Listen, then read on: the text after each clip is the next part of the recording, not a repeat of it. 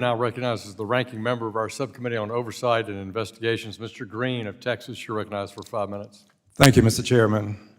I thank the witness for appearing today. Mr. Vogt, I'm reviewing your website, and there's an indication that you will receive complaints, and if another agency is better suited to assist, you will send those complaints to this other agency.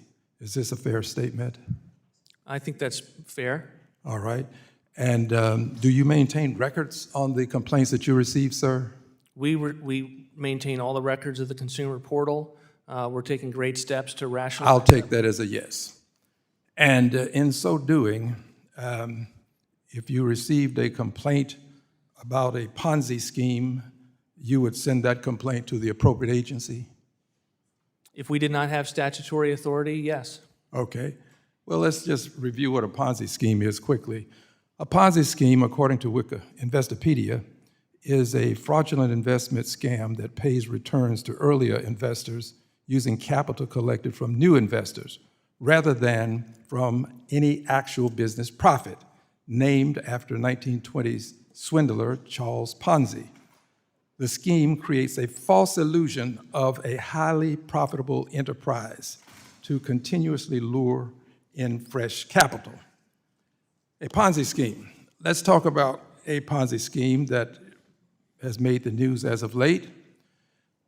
Over a one-year period, President Trump's $Trump pump and dump meme coin has averaged about $1.7 million in profits per day, $1.74 million in profits per day. Over that same period of time, investors lost a combined $3.8 billion, $3.8 billion.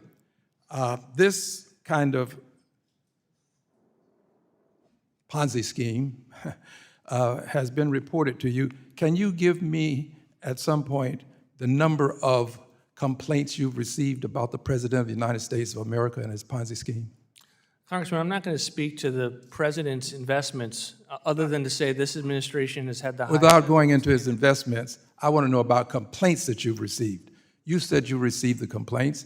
Can you just give me information about the complaints you've received? That is public information, isn't it? I don't have that at my fingertips. I know you don't have it happy at to your respond to fingertips. The question is QFRs. whether you give it to me now.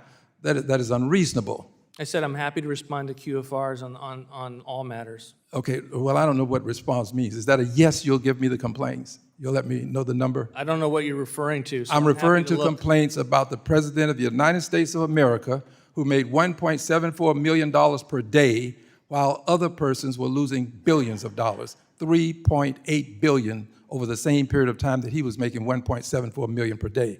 I'd like to know the number of complaints that you've received as they relate to, let's take out the term president, as they relate to Donald John Trump.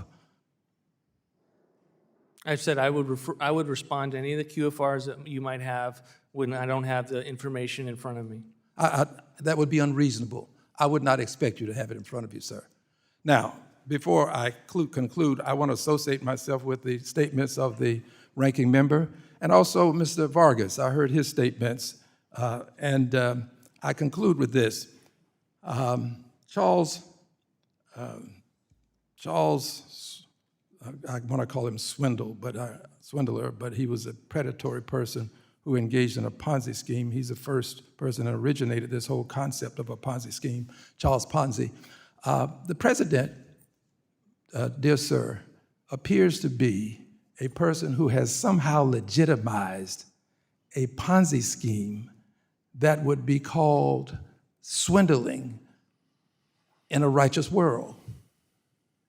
I can but only conclude that the President of the United States, in doing what he's doing to persons by pumping and dumping his Ponzi scheme meme coin, he's engaging in a swindle.